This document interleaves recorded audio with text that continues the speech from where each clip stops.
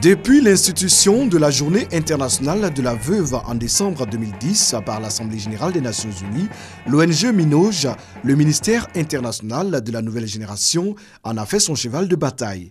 Chaque année, le Minoge sensibilise l'opinion pour une meilleure défense des droits des veuves. Pour l'édition 2017, plus de 100 veuves ont répondu à l'appel de cette organisation.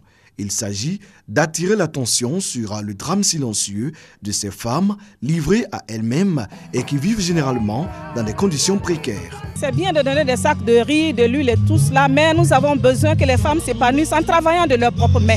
Nous avons besoin de moyens pour installer nos veuves. Nous en avons déjà installé dans les petits commerces, mais cela n'est pas suffisant. Il y en a qui sont dans l'agriculture, à Bordeaux, à Sikensi, à Saint-Fra, mais nous avons besoin d'aide pour les petits projets.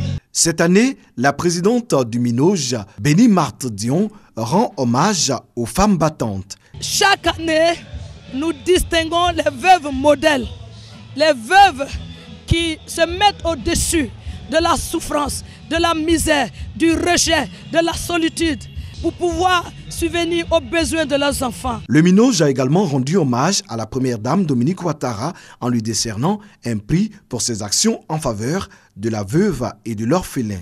Plusieurs associations ont été distinguées pour leurs actions caritatives. Dans le monde, plus de 100 millions de veuves vivent en dessous du seuil de pauvreté selon l'ONU. Elles sont parfois victimes de discrimination, déshéritées, accusées de sorcellerie, expulsées du domicile conjugal. La situation est souvent des plus désastreuses.